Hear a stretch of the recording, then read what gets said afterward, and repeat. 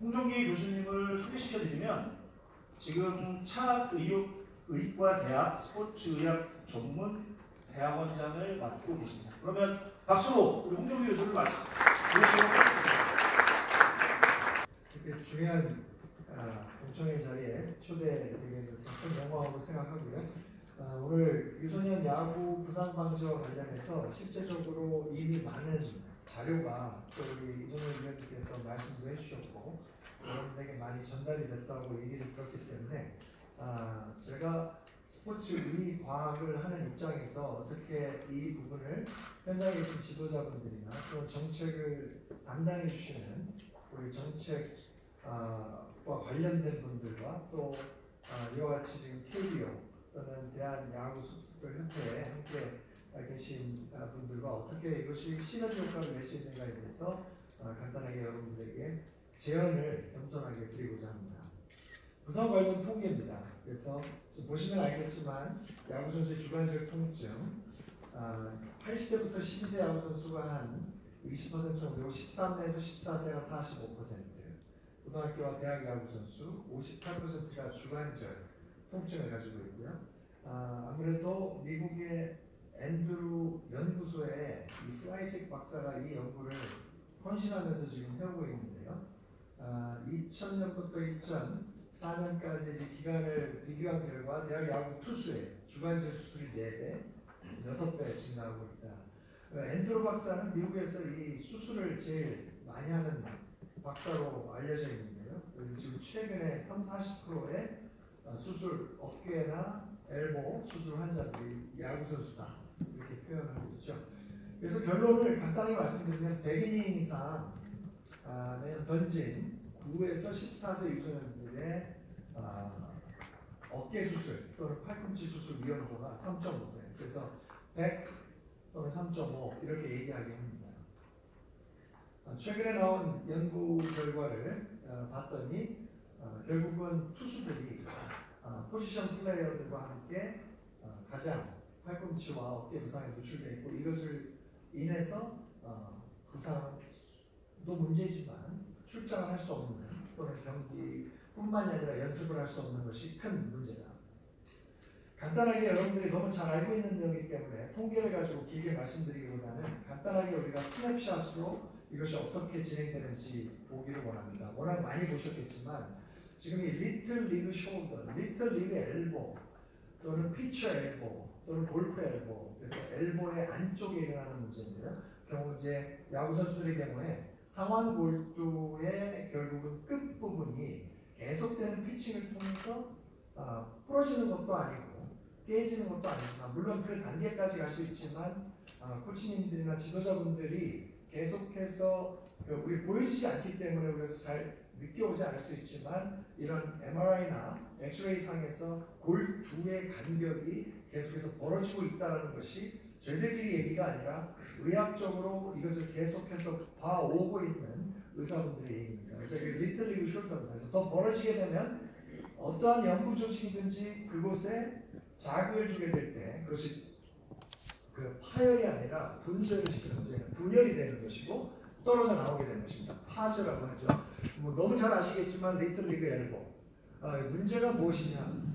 아이들의 뼈 같은 경우에는 결국 저희들이 의학 전문적으로 25세까지 볼 밀도를 최적화된 상태로 끌고 가게 됩니다. 그런데 그것이 안 되기 때문에 결국은 UCL 안쪽에 있는 인대보다 지금 그 뼈 자체가 약할 수 있다는 것이죠. 그래서 이게 두 개로 나뉘어서 인대도 파열이 당하고 또 뼈도 뜯겨져 나오는 이런 것이 결국은 한 번의 사건으로 일어나는 것이 아니라 계속돼서 축적되는 것이고 리틀 리그 엘보에 떨어져 나오는 부분들은 워낙 지금 많이 일어나고 있고 아까도 말씀드렸지만 30에서 40%의 미국 앤드루 박사의 수술 그 오퍼레이션의 통계치가 이렇게 나오고 있다는 것입니다.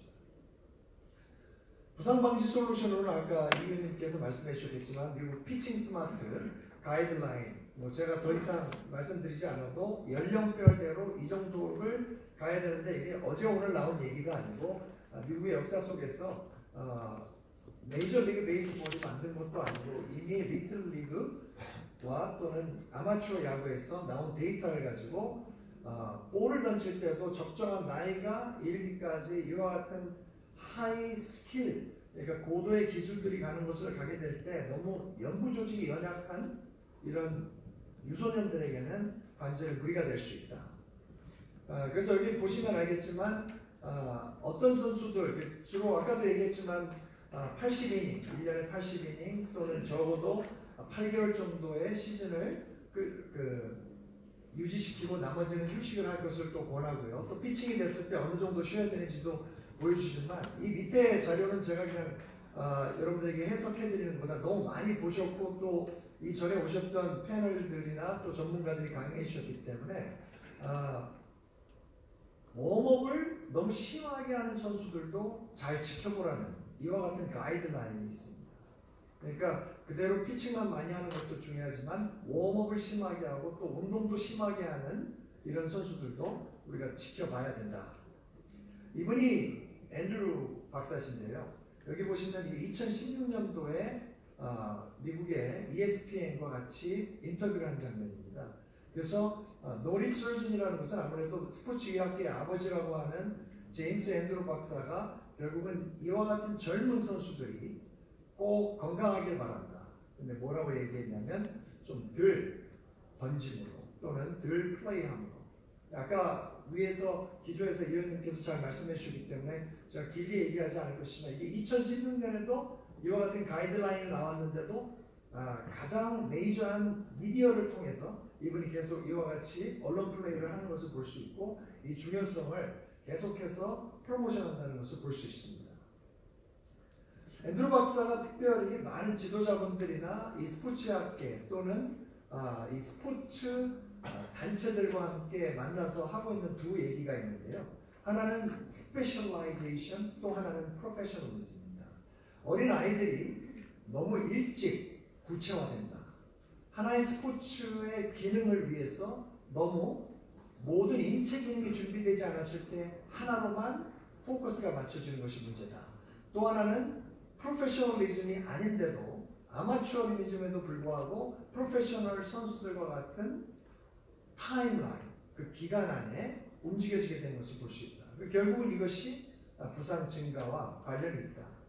이 말씀을 드리는 이유는 이렇게 초기 구체화와 프로페셔널리즘을 막기 위해서 단지 미국에서는 투구수만을 제한하는 것이 아니라 운동을 또는 그 연습 볼륨을 제한하는 것이 아니라 지금 꼭 미국뿐만이 아닌데요. 저희가 이 단어를 꼭 오늘 기억하실 수 있었으면 좋겠습니다. 장기 선수 발달 프로그램을 사실은 캐나다에서 먼저 시작한 것이 저도 미국에서 13년 동안 있어봤기 때문에 캐나다의 문화를 조금 접할 수 있었는데요. 결국은 어린이들을 인권보호 차원에서 우리가 다치지 않게 또는 스포츠를 즐길 수 있도록 하자. 물론 우리 현실을 우리가 생각했을 때 무조건 이것을 따라가자는 것은 아니지만 그들이 어떻게 움직이느냐 보면요. 여러분들 만약에 이 자료가 필요하시다면 제가 이 자료를 파워포인트로 짜는 것 말고 긴 24페이지 자료를 꼭 여러분들이 요구하신다면 드리도록 하겠습니다. 결국은 메시지만 전달해 드리면 적정 나이에 연습만을 위한 트레이닝을 하게 하자. 그리고 경기를 즐길 수 있게끔 갈 수 있는 타임라인을 쪼개가지고 가는 겁니다. 전문가로서 여러분들에게 간단하게 말씀드리면 아직까지 운동신경이 발달되지 않은 상태에서 공을 던지거나 배팅을 하거나 이것이 인체가 온전히 발달할 수 있는 시간이 걸려야 되는데 그와 같이 일찍 신체가 즉 신경계나 골격계나 근육계가 온전히 준비되기 전에 이와 같은 구체화가 갔을 때 아이들이 잘 던져도 부상에 노출될 수밖에 없다는 것입니다. 그래서 그것을 웬만하면 한 종목만 시키지 말고 14살 나이가 되기 전까지는 3종목을 돌리자. 그래서 야구했으면 농구도 하고 또는 축구도 하되 한 종목에 너무 빠져서 한 종목만을 위한 운동신경이 좋은 선수가 아닌 한 종목만을 위한 기능인을 만들지 말자. 이것은 제가 간단하게 말씀드리면 관절이 한 부위로 계속 쓰이는 것보다는 다른 스포츠를 하면서 다른 각도에서 쓰이게 됐을 때 그 관절이 그 각도에서 일어나는 움직임에 대한 면역력을 향상시킬 것이다. 그것이 결국 부상을 방지하는 데 도움이 될 것이다. 이런 얘기를 하고 있는 것입니다. 그래서 몇 가지 제언을 제가 겸손하게 드리자면 결국은 이것은 위에서 여러분 아이들이 다치고 있습니다. 심각한 문제입니다. 도와주십시오.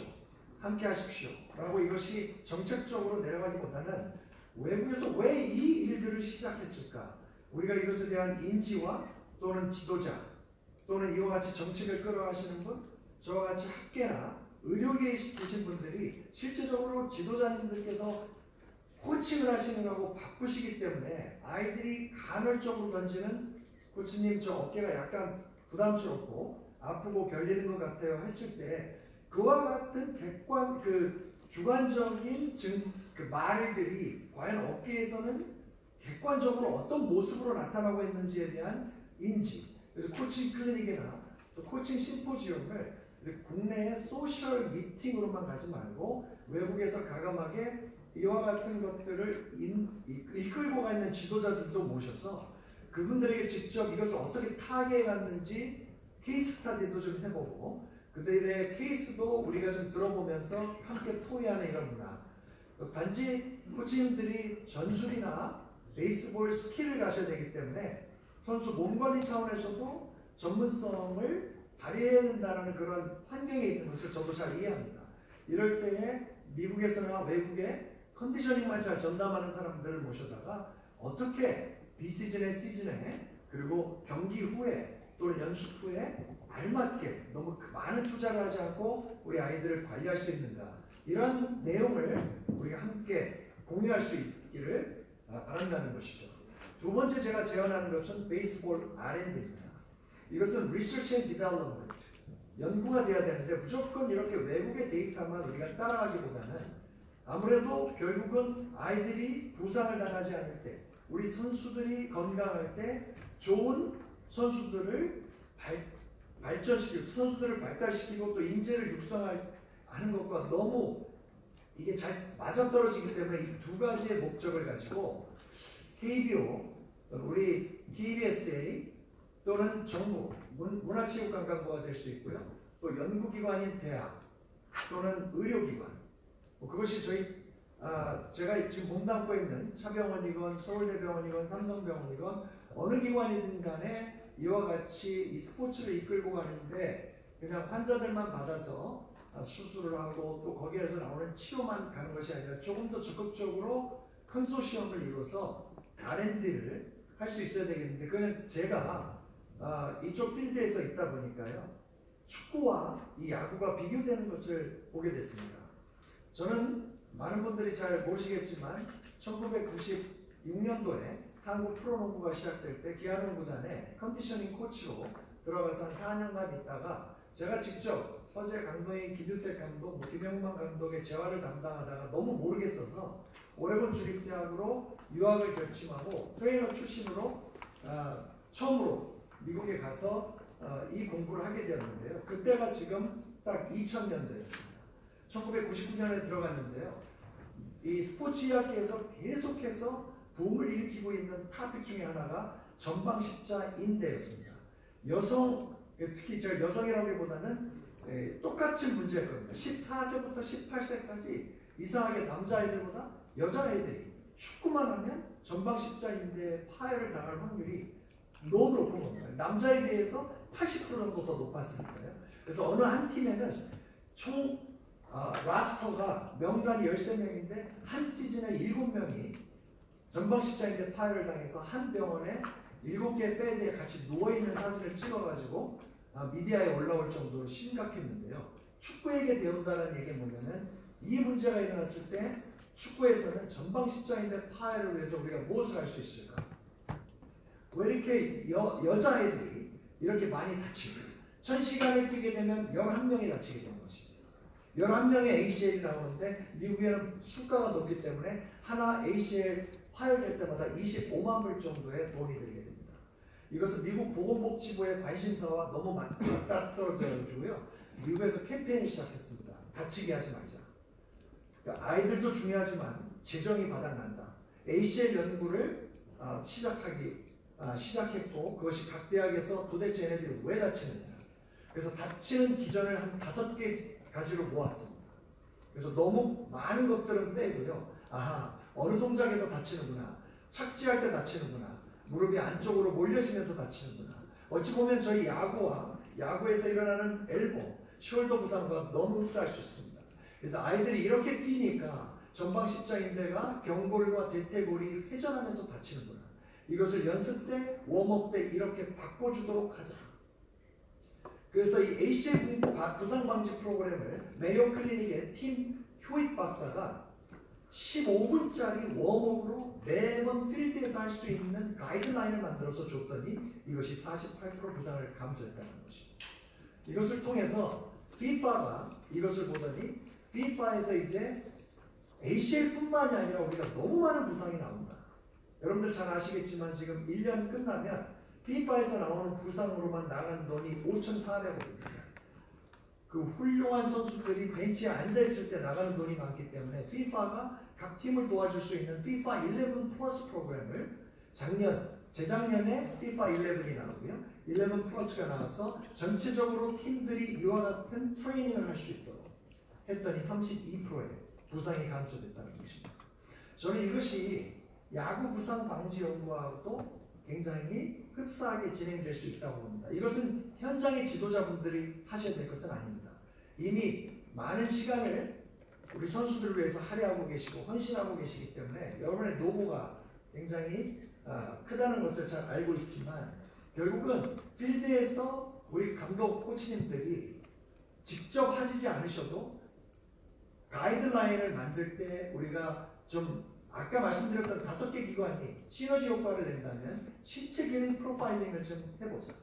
어떤 선수들이 부상에 노출되어 있는지, 움직임이 잘 나오고 그 위에 체력이 쌓여지 스킬이 나온다는 이런 퍼포먼스 피라미드가 나온 지가 오래됐는데, 그리고 미국의 이 스포츠 메디슨 연구협회에서 투수들이 어떨 때 부상을 받는가 봤더니요, 이렇게 하지에 무릎 굽힌 동작에 던질 때마다 변경되는 아이들이 위험하더라. 그리고 코어를 제대로 구부리지 못하는 애들이 위험하더라. 뭔가 고관절 움직임이 유연하지 않은 애들이 어깨를 많이 쓰게 되더라. 또는 고관절 후방의 뻣뻣함과 경직 때문에 어깨의 부상과 연결되어 있더라. 디딤발을 제대로 안정되게 디뎌야 되는데 그렇게 못 디디는 애들이 뭔가 그렇지 않은 애들보다 위험하더라. 또는 코어에 아예 힘이 없는 애들이 결국은 스피드와 또는 감속을 시키지 못함으로 어깨나 엘보에 문제가 많이 되더라.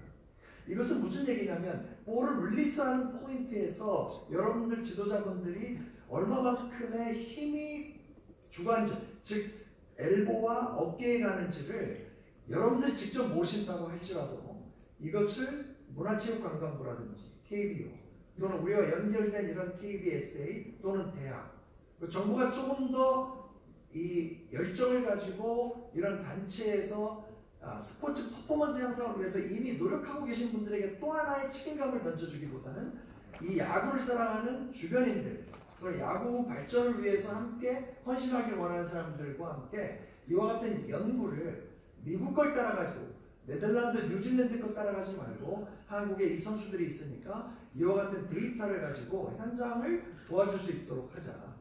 그리고 그 프로그램이 나왔을 때 이 가이드라인을 제공해서 지도자분들이 또 골머리 아프게 이것까지 내가 해야 되라기보다는 정할 수 없는 인력이 없다면 어쩔 수 없겠지만 이것을 좀 맨파워를 만들어줘서 저는 지금 저 역시 역도 선수를 10년 했기 때문에 대한체육회에 왔다 갔다 하면서 제가 느껴진 것이 정말 안타깝게 우리 운동선수 출신 중에 야구 선수들이 다 지도자로 가는 건 아니지 않겠습니까? 이 가운데 유소년들에 대한 헌신 또는 열정을 가지신 분들에게 어떻게 하면 부상 방지 프로그램을 돌릴 수 있을까? 어떻게 하면 어깨의 안정화가 일어날까?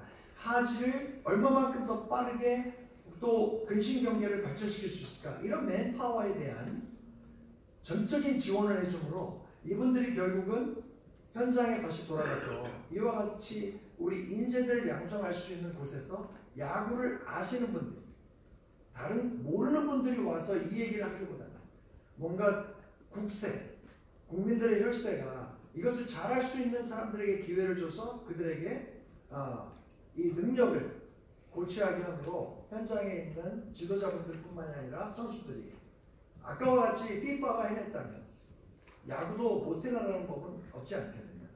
그런 차원에서 저는 어떻게 결론을 말씀드리고 싶냐면 계속해서 이 문제를 가지고 부정적으로만 생각하지 말고 우리도 한번 이것을 커뮤니케이션 하면서 서로 간에 서로를 좀 존중하면서 어떻게 아이들을 위해서 우리 자신을 발전시킬 수 있을 것인가. 그다음에 전적으로 좀 지원을 해주셔서 여기에서 이제 야구를 은퇴하신 후에 컨디셔닝이나 야구 부상 방지에 관심이 있으신 프로 선수 출신도 좋고요. 야구 선수 출신들을 문체부나 또는 정부기관에서 재정을 지원하셔서 이분들이 스포츠 재활 전문가, 스포츠 컨디셔닝 전문가로 다시금 부활할 수 있도록, 그래서 현장에서 마찰 없이 효율적으로 이 문제를 해결하는 데 도움이 될 수 있도록, 그리고 빅데이터 시대라고 하는데 이 연구를 한 분의 훌륭한 커리어를 마치신 분의 주관적인 의견이 아니라 정말로 객관적으로 이렇게 했더니 이렇게 되더라라는 것을 좀 삼위일체로 우리가 맞춰서 함께 가는 것이 어떻겠느냐. 한 가지만 겸손하게 또 말씀드린다면 오늘 이 문제는 결국은 하나의 프로젝트가 아니라고 저는 믿습니다. 그리고 그렇게 생각합니다. 결국은 우리가 모여서 또 하나의 제도를 만들고 또 하나의 프로젝트를 만들고 그 국가에 부탁을 해서 이번에 KBO에서 아주 너무 귀한 사업을 하시는 걸로 알고 있는데 이렇게 스마트 트레이닝이나 이 베이스볼 선수들을 잘 보호하고 싶고 또 선수를 육성하기 위한 이런 프로젝트가 결국은 우리들이 이렇게 했으니까 우리가 칭찬받자라는 것이 아니라 이와 같이 우리들의 귀한 선수들의 미래가 되지 않겠는가. 저는 왜 이 말씀을 마지막에 드리냐면요. 사실 여기서 발표를 드리지 않았지만 우리 선수들이 부상을 받게 됐을 때요.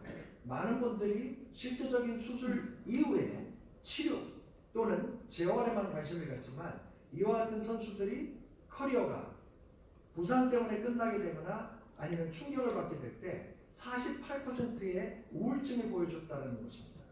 그리고 성인이 돼서도 30세가 살짝 넘어갔는데도 이와 같은 어깨관절과 주관절에 관절염이 왔다는 것을 지금 다 보고가 일어나고 있습니다. 그런 차원에서 우리가 다 잘못한 것은 아니지만 우리 미래의 한국 야구계를 짊어지고 갈 유소년들을 사랑하는 마음으로 또는 그들을 위해서 우리가 무엇을 할 수 있는가. It's about their future. 영어 써서 죄송한데 그분들의 퓨처에 관한 것이라고 생각합니다. 감사드립니다.